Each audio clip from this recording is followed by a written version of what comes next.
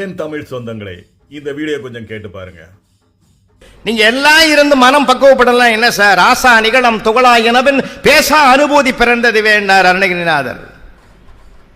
இந்த மனம் என்ற ஊஞ்சல் நிறைய பேருக்கு இந்த ஆசையில வலையில மாட்டிக்கிட்டு அகப்படுதே. பக்குவப்படு பக்குவப்படு. ஐயா சொன்னாங்களே, ஈரோடு பக்கத்தில் சித்தோட்டில் 5 நாள் மகாபாரதம் சொல்ல போனேன்.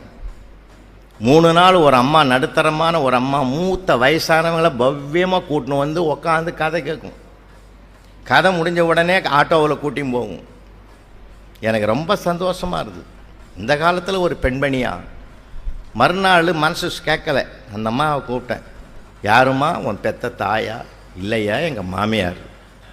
இந்த நூற்றாண்டில் மாமியாரை இவ்வளவு பக்குவமாக கூப்பிட்டாந்து உட்கார வச்சு கதை கேட்டு கூட்டின்னு போகிறேன்னா உன்னை வணங்குறேன் தாயேன்னு. அதெல்லாம் ஒன்றும் இல்லை சார், மகாபாரதம் கேட்டால் உசிரே விட்டுருவேன்னு சொன்னாங்க.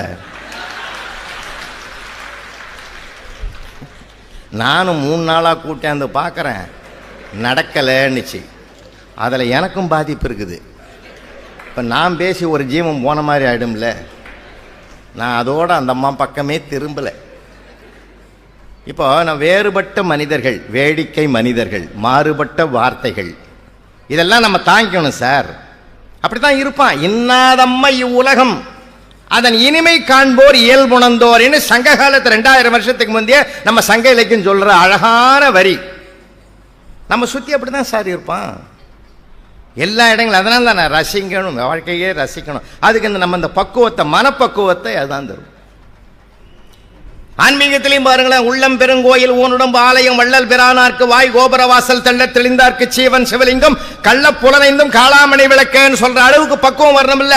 நெஞ்சகமே கோவில், நிறைவே சுகம்தான், மண்பே மஞ்சள் நீர், பூசை கொள்ள வாராய் பராபரமேன்னு மனதையே கோயிலாக்கி கொள்ளுகிற பக்குவம் வரணும்னா அவன் ஒரு உண்மையான ஆன்மீகவாதியாக மாறணும்.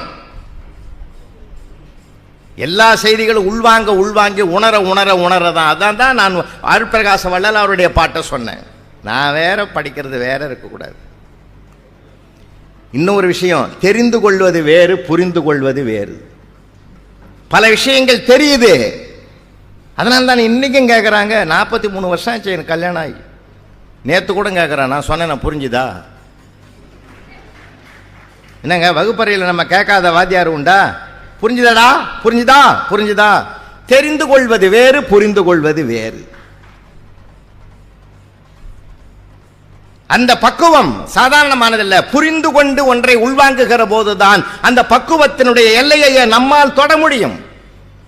அதனால்தான் சில பேர் கோபப்படுறான், ஆத்திரப்படுறான், வார்த்தைகளை கொட்டுறான். நூல்கள் நமக்கு என்னென்ன சொல்லி கொடுக்கிறது?